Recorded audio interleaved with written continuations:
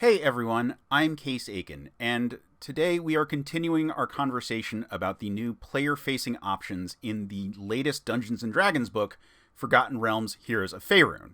So, to have that conversation, we're going to look at these general feat. And for those of you who are not caught up on the revisions that happened in 2024 to Dungeons and Dragons, feat have been split up into three categories. There's Origin Feat, which are generally speaking tied to your background, although there are other ways you can get them.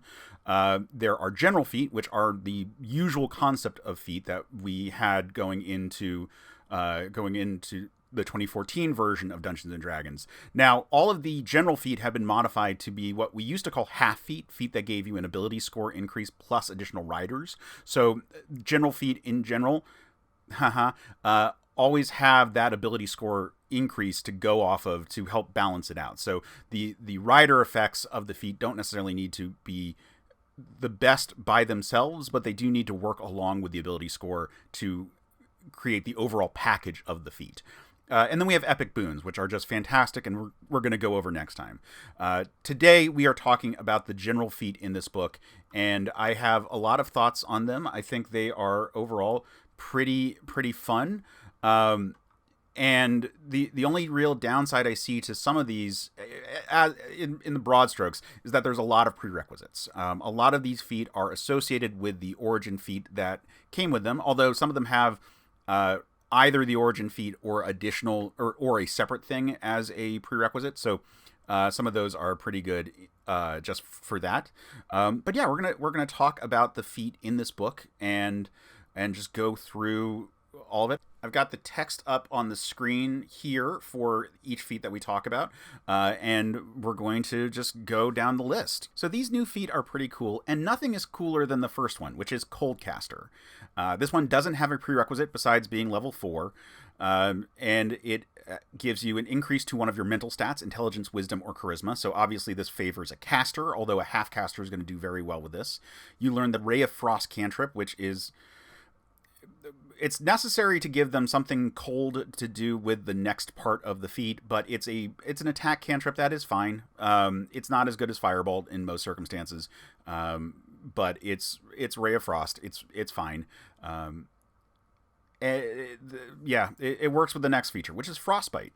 Frostbite is when you hit a creature with an attack roll and deal cold damage, you can temporarily negate the creature's defenses. The creature subtracts 1d4 from the next saving throw it makes before the end of your next turn. This is very nice for a whole bunch of reasons. One, for the new Winter Walker Ranger, this is going to be massive. It's an always-on debuff to enemy saving throws every time you hit with cold damage, and the new Ranger always does cold damage, and in fact can do cold damage to multiple targets on a turn. So that's pretty cool there. I could see this really being useful for setting up combos. Have a ranger that is spreading out this with, say, 2-weapon fighting or polearm master to get extra attacks, and they can be inducing negative d4s to multiple opponents, and then have a caster follow up with a big hit. That said, I'm not sure who else this is for. Cold damage, I mean, I guess if you picked up a weapon that did cold damage, then you could see a lot of use for this. Obviously, the Ray of Frost cantrip by itself is going to do some of that. You could probably do this with some of the other spells in the game that have variable damage types. So those are all possibilities, but I think this is a clear feat for the Winter Walker Ranger. And for everyone else, it's a little bit more mid. I wouldn't want to... The 1d4 negation, it's nice that it's always active. You don't have a use limit, so that's really nice right there. But it is... You want to be doing this to more than one target in a turn to really make this effective. So I think this is a overall pretty good feat. It's especially good for the Winter Walker Ranger, but it's okay otherwise. And though I could see it definitely coming in very crucially when setting up a cool combo, like a fire and ice combo, where you hit them with a bunch of cold damage, and then you follow that up with a fireball that they all fail to save because they have negated saving throws. That could work really well. Moving on, we've got Dragonscarred. Now, this one does require the Cult of the Dragon Initiate feat, which I thought was an interesting feat that had a limitation that this feat addresses. I think the Cult of the Dragon Initiate feat was useful, but it comes really together with this one because this gives you an increase to your Constitution or Charisma score. That part's weird. The Cult of the Dragon Initiate feat gives you a fear effect that keys off your Wisdom modifier, so it's strange that this feat that has the other one as a prerequisite doesn't give you the option to increase your Wisdom score instead of either Constitution or Charisma. That just seems like a strange oversight right there, because if you're focusing on Constitution and Charisma, really it's the Charisma side. If you're focusing on Charisma, we're probably talking about one of the Charisma casters or a Paladin, and they are not going to have space for Wisdom on their in their repertoire. Meanwhile, the Constitution's nice for everyone, so your clerics, your rangers, and your druids are going to appreciate that. It just seems that like a fear build would be more focused on Charisma anyway. So it's strange that the prerequisite feat is keyed off of Wisdom. But meanwhile, we actually get some cool features here. You get resistance of your choice. You pick it when you take the feat for acid, cold, fire, lightning, or poison. That's great. A free resistance is not free, but a resistance is always nice, especially because it comes with another feature, which is Fearsome Power. When you deal damage to a creature as part of the attack or magic action on your turn, you can use the Dragon's Terror benefit of the Cult of the Dragon Initiate as a bonus action this turn. So if you do if you hit someone, and this is why I think this is a really nice Paladin feat, you can do the fear effect as a bonus action. And you can do that pretty much unlimited. So this is a nice pairing right here. But like I said, it's strange that it focuses on Charisma, especially because dragons are so associated with Charisma that it's just strange that Cult of the Dragon Initiate keys off of Charisma. And I would probably house rule that you could use Charisma instead of Wisdom for dictating the saving throw. It just seems to be table stakes right there. But otherwise, this is a pretty good pair of feat. I think that this one really makes the first one way better. And I could see this being very useful for a lot of builds now. Like I said, it's strange that it is Wisdom-based, and so, yeah, I mean, I guess your martial... I mean, you can use casting, you can use the magic action, so it doesn't have to be strictly speaking, a martial character. But you're going to get more chances to do it if you're a ranger, for example. So that's that. It's a good pair. I really am excited about this. And this is one where the prerequisite makes a lot of sense because it keys off of an ability from the prerequisite, using the Dragon's Terror ability from Cult of the Dragon Initiate feat and giving it a better use is really cool. So I think that pairing is really strong. Moving on to Enclave Magic. This one requires the Emerald Enclave Fledgling feat. This gives you a bonus to any of your mental scores. It gives you friends to animals. You have advantage on ability checks when taking the influence action with beasts. And it gives you 2 hearts, 1 mind. You always have Beast Sense prepared. You can cast it without a spell slot, and you regain the ability to cast it this way with a long rest. When you cast it without a spell slot using this feature, it doesn't require concentration. That's great. You can also use the spell... You can use it if you have spell slots of the appropriate level. This is great. I could see this being paired really well if you're blending your settings. If you allow for dragon-marked characters from Eberron, the House Vidalis is really good there. Yeah, if you take the species version that was in Eberron Rising from the last war, House Vidalis allows you to treat monstrosities as beasts if their intelligence is low enough. So you could do really cool stuff with things like owlbears or griffins. So I think that this is a potentially very strong feat for the right kind of build. Obviously, you need to be really stacking your effects to make your ability to work with animals the key thing of your character, and so this is a very druidic focused set of feat. But that said, it is potentially quite strong if you build around it. I think if you don't build around it, if you just take it for the sake of having some druidic flavor, this isn't going to do very much for you. So I think it's an interesting feat, if nothing else. Moving on to Fairy Trickster. This one does not have a prerequisite besides being level 4, which is standard for all General Feat. You get the ability score increase. You can choose between Dexterity or Charisma. Fairy Trod Trotter.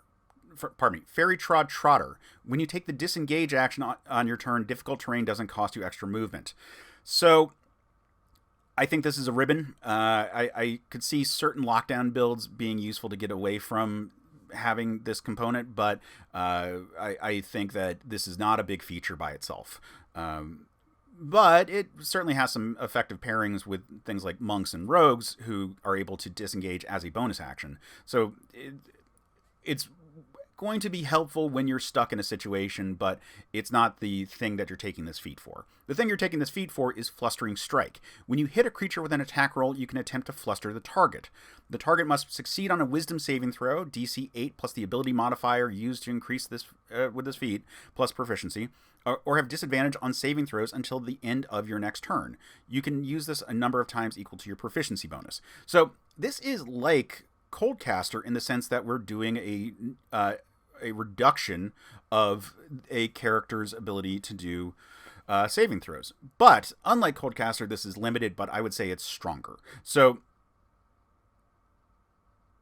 well, it has a saving throw, so that it's always on. It has a saving throw, and you can do it a limited times a day. It's stronger in that disadvantage is stronger than a negative D4, but it's weaker in the sense that you have a more restricted amount of using this. That said, if this wasn't limited and you were forcing saving throws all the time, that would be insane. So I understand it being limited. I probably would remove the saving throw if I were tweaking this, but we'll see how this plays out in general use. I think that this is a perfectly fine feat. I think that this has some really good uses for it, and the fact that it doesn't require your action economy is very nice. And especially on higher level bosses that you're trying to force lots of saving throws so they burn through their resistances, that could be useful if they're doing that. So like I said, this has some serious synergy benefits. You can definitely set up a really strong hit from a caster by way of negating their saving throws, or from, say, a monk who would love the dexterity bonus here. A monk could set up a stunning strike very easily with this feat. So that's always a worthwhile thing to consider. Moving on to Genie Magic. Genie Magic, you increase intelligence, wisdom, or charisma, and you get wish magic. Okay, I'm going to have a little bit of a rant about this one, because as a magic action, you can cast a level 1 spell of your choice from the sorcerer spell list that has a casting time of an action. Once you use this benefit, you can't do so again until you finish a long rest. So, I don't know why it's a sorcerer, and this is fairly weak just in this form. It does get better. It scales at level 11 and level 17, which I don't see a lot in General Feat. This is a thing I like to see, because a lot of General Feat have a big impact at low levels, but are not as impactful at high levels. And so it's good that it does scale, because at level 11, the spell that you cast is as if it's through a level 2 spell slot, and at level 17, it's as if it's through a level 3 spell slot. Now, that's not a second level spell, and it's not a third level spell. You're not getting a free casting of Fireball out of this. You are getting a free casting of a first level sorcerer spell, and it's being upcast. Now, the nice part is that each time you take the action, you can pick your spell. That's potentially quite strong. The downside is the sorcerer spell list is not the best spell list in the game. I'm confused, because in 2024, the design philosophy was we are moving away from making it accessible to other classes to pick up spell lists except for the big three. Wizard, Cleric, and Druid were defined as the main spellcasting classes, that their lists were the iconic ones for those schools of magic, for Arcane, for Divine, and for Primal Magic. And so it was made that things like Magic Initiate could no longer take all the other spellcasting classes. You only took from those three. And the Genie background gives you Magic Initiate Wizard. So it's strange that it's not Wizard. But if we're going to go with this being a wish-themed kind of effect, shouldn't it be every spell list? There's nothing specific to the sorcerer that ties them in with genies, at least not in the base sorcerer. Now, you could have a genie-themed sorcerer, but they actually don't in this game. In this book, we have a genie-themed paladin, and in previous books, we had a genie-themed warlock. But we don't have sorcerers that specifically are going off of the genie vibe. So that's kind of a strange choice right there. I think this is not a good feat. A once per day casting of any spell, while it's a nice utility thing, it can certainly be the right tool at the right job. It's not. It's just a very weak feature. I mean, I can't. Yeah, you're not learning the spell. You're not able to spend other spell slots on it. You are once per day casting a spell, a first level spell, and while it does upcast over level, it is from a very restricted list. That the sorcerer's list is good for some very specific things, but if you need those specific things, you probably want higher level spells from the sorcerer list anyway.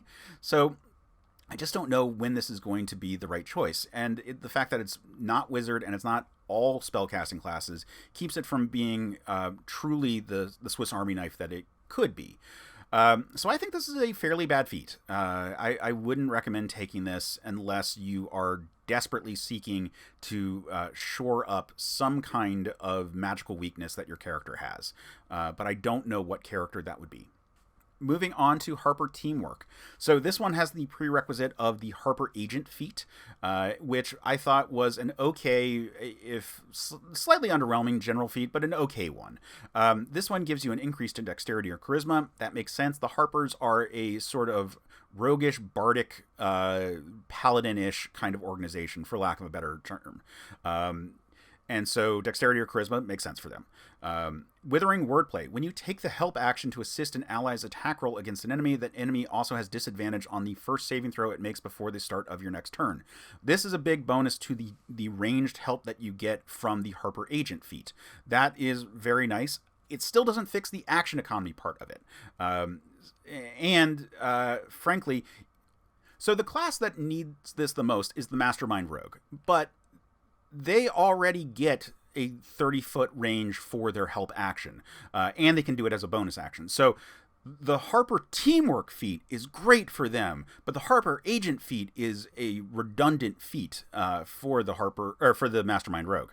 So it's just kind of disappointing that we have not a bad feature, but it is tied to a feat that is a little underwhelming, and like I said, redundant for the class that would want it the most. But they also get Inspiring Willpower. If you succeed on a saving throw to end the frightened or paralyzed condition on yourself, you can choose one ally you can see within 30 feet of yourself with the same condition. That condition ends for that ally immediately. So that's a good team buff. If you're encountering like a dragon fear effect and you fail and someone else fails, you can negate both of those. If a bunch of people are being paralyzed at the same time, you can negate that. So those are, or rather, pardon me, if you succeed and someone else fails. So, that has some value to it. It's 6 of one, half a dozen of the other if it's you succeed or you fail, and the other party fails. So yeah, I think that this is an okay feature that's going to come up. I'm glad that it doesn't come up, or it doesn't have a use restriction, because frightened effects and paralyzed effects are going to be rare enough that, you know, it'll come up, but it doesn't need to be restricted to like once per long rest or something like that. Withering Wordplay, I'm just annoyed that the Harper Agent feat doesn't also make help a bonus action, because that would be the thing to really fix this feat here, and would make this pairing really strong. But you know, it still is useful, and the fact that you can do it with no saving throw to impose disadvantage is really good. You know, compare that with Fairy Trickster, which has a use limit and a saving throw. So this is certainly potentially strong in the right circumstances, but really requires a lot of team coordination to make it work really well. And like I said, is best on a class that is going to find part of this redundant. Moving on. Lordly Resolve. This one requires the Lord's Alliance Agent feat, which is one of the ones that I thought was really good. So this gives you a bonus to Strength or Charisma, and gives you Standard Bearer. As a bonus action, choose up to 3 creatures within 60 feet of yourself that you can see, or that can see you, pardon me. Each target can immediately take a reaction to right itself and in the prone condition, provided speed isn't 0. Additionally, you bolster the target's resolve, which lasts for 1 minute or until you have the incapacitated condition. While bolstered, a target can't be possessed or gain the charm or frightened conditioned. If the target is already charmed or frightened, it has advantage on the next saving throw to end the relevant effect. You can only use this once per long rest. So,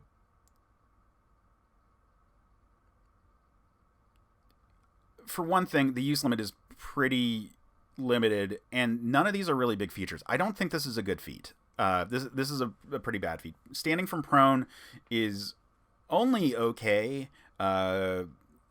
It doesn't provoke attacks of opportunity unless your DM house ruled that, which I have played in games where that is the case. But I don't think that even that is going to make that big of a difference.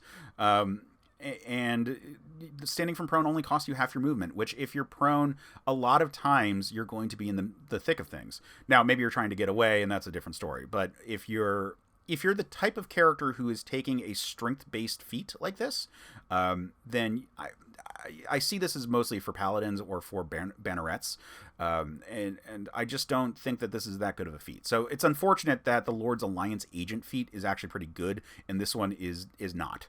And unfortunately, we're moving on to one that I really don't like, which is Mythal Touched. This is basically wild magic as a feat, but the table is terrible. So you get your standard ability score increased to one of your mental stats because this is a caster-based feat.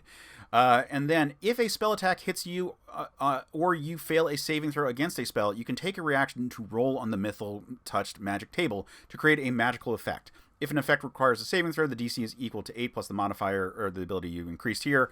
You use this ability a number of times equal to your proficiency bonus or until you finish a long rest. So here's the table. 1 through 2. You and each creature within 15 feet of you make a dexterity saving throw, taking force damage equal to 1d8 times the level of the spell triggering spell on a failed save, or half as much damage on a successful one. So that's bad for you and potentially all your allies. 3 through 7. You and the triggering spellcaster form a telepathic link for 1 hour. Well, potentially useful, but it's weird that you're forming a telepathic connection with the person who just hits you with a spell attack. 8 through 10. Gravity is reversed in a 15-foot radius, 60-foot tall cylinder centered on you for 1 minute per the reverse gravity spell. That's just the scene from the Dungeons & Dragons movie. It's potentially useful, but and this one's like fine. It's not really a huge negative effect, but it is an effect. And could theoretically hurt you. You could fall 60 feet to the ceiling. So that's just worth noting right there.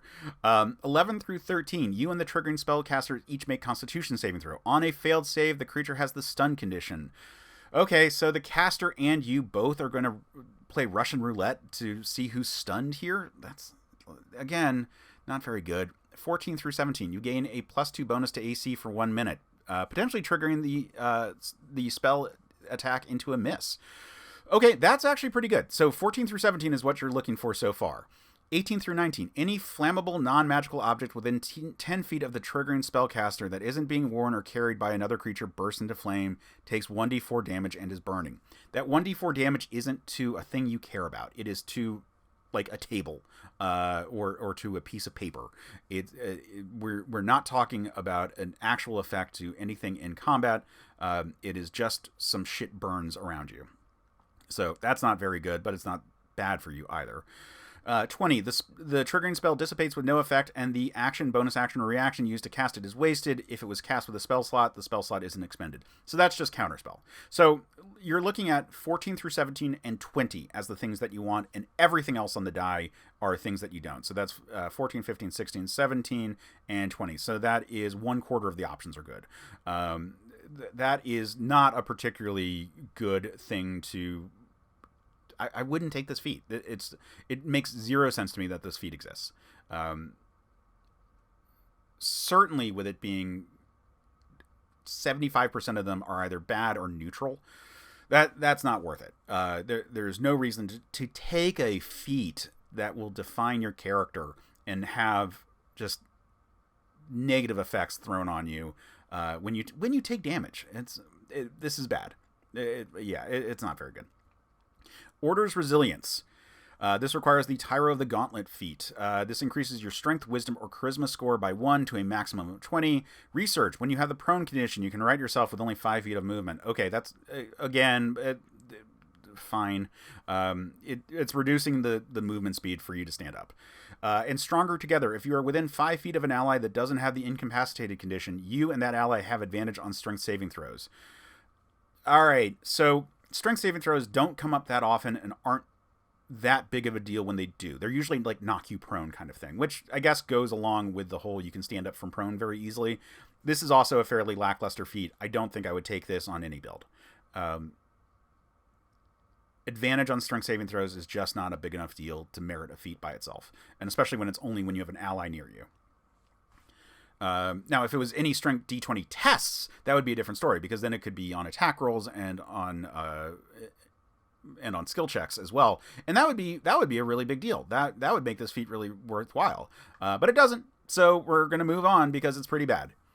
Moving on to Purple Dragon Commandant. This requires the Purple Dragon Rook feat or martial weapon proficiency, which means that you probably don't need the Purple Dragon Rook feat at all, because it's so easy to get martial weapon proficiency on a character who is going to want to do something like this. So you get, you get strength or dexterity as your ability score increase. Again, you probably have martial weapon proficiency if you are taking this feat. I guess you could be a rogue or a monk. But let's be honest here. This is probably going for a martial. It's meant for the banneret, the iconic purple dragon. So bannerets and for paladins are really going to like this. And as a bonus action, you bolster one ally you can see within 30 feet. The ally gains temporary hit points equal to 2d6 plus the modifier of the ability score increased by this feat. You can take this as a bonus action a number of times per day equal to your proficiency bonus, and regain all uses when you finish a long rest. That is fantastic. So that is very similar to the rally maneuver that Battle Masters get, but this is stronger, and you get it as a separate pool that is equal to your proficiency bonus. Now, it's by your long rest, not your short rest, but that is a fair trade right there.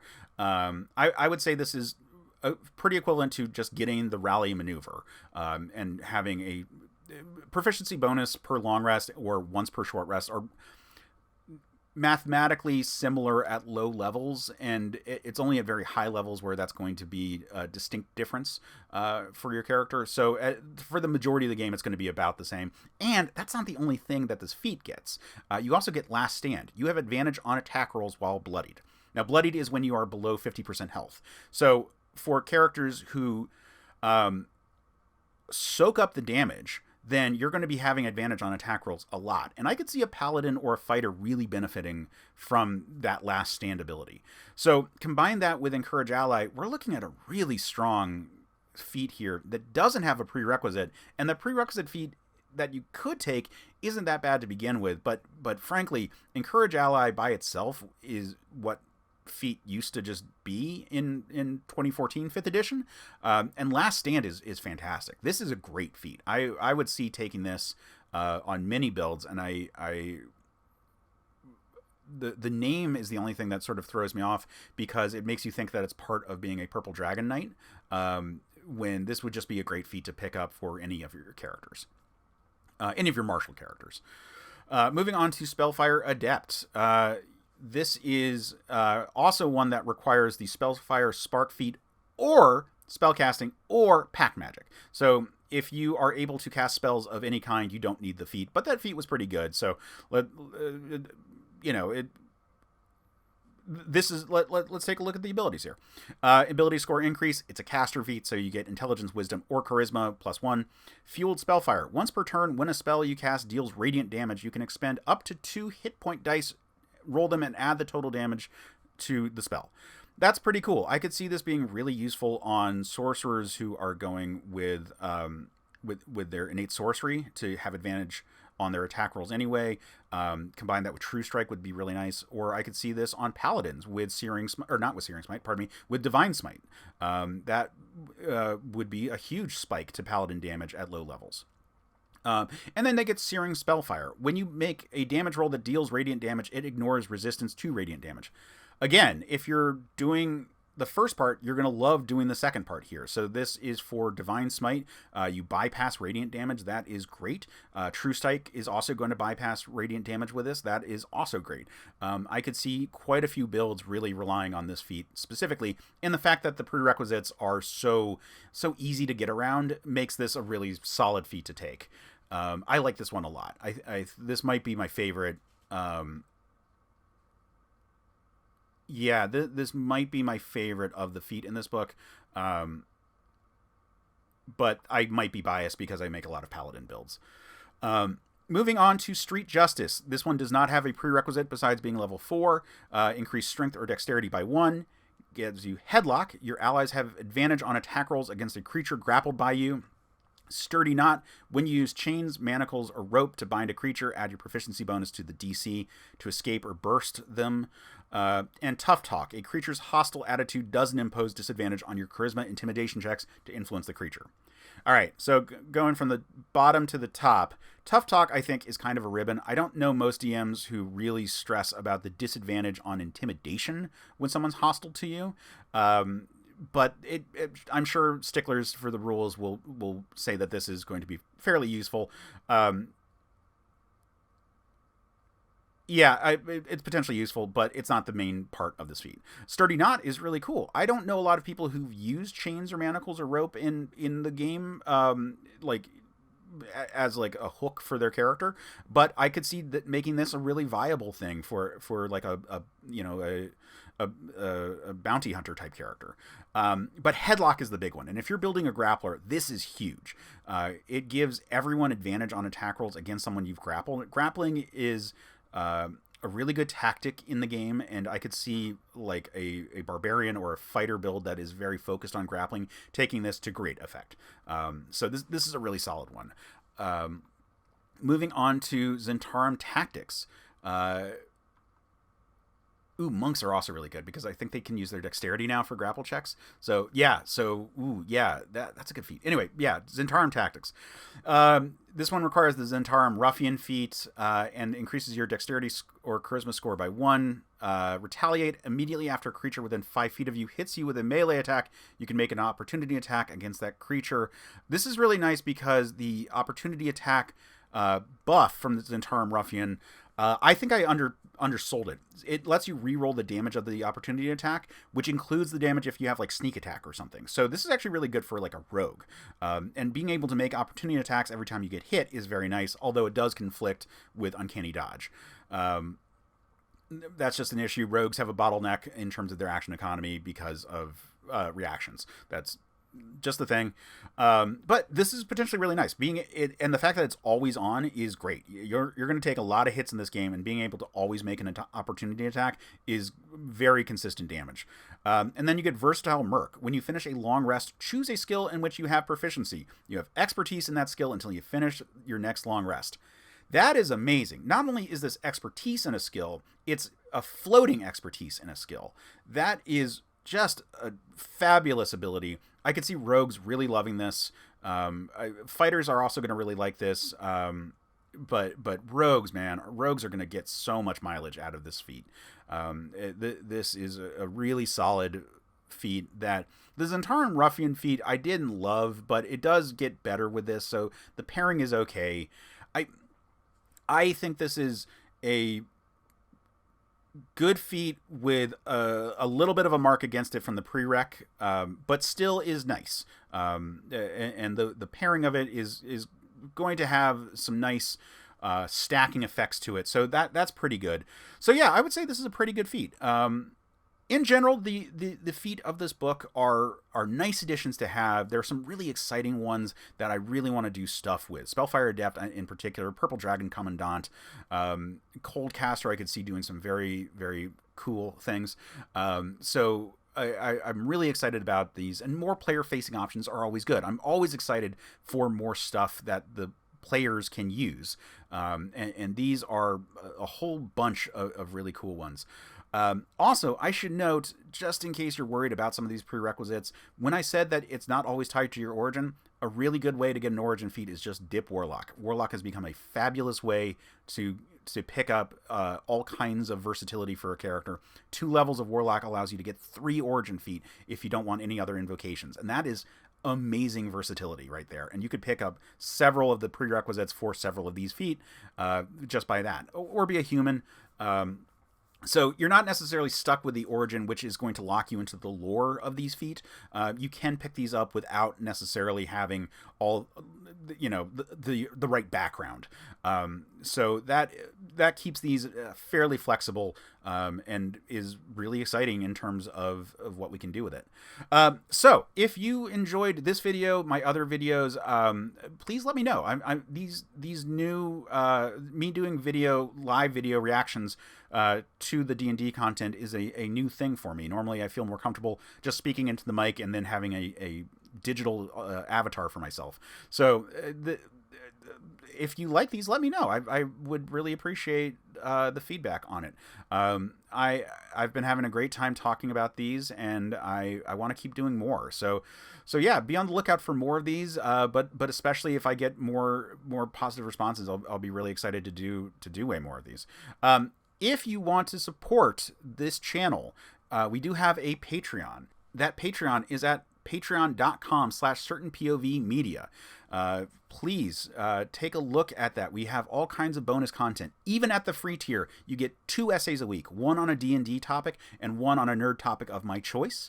Then you also get notices of when all of our new episodes are dropping, so it's a great place to be. But at the paid tiers, we have bonus content, we have clips, we have sneak peeks at content, and then at higher tiers, you even get shout outs in the podcast. So check all that stuff out. It would really mean a ton to me. This channel has grown a lot, but it's also a lot of work to maintain, and I've got a second kid on the way. So, I very much appreciate everyone watching this right now, and I thank you so much.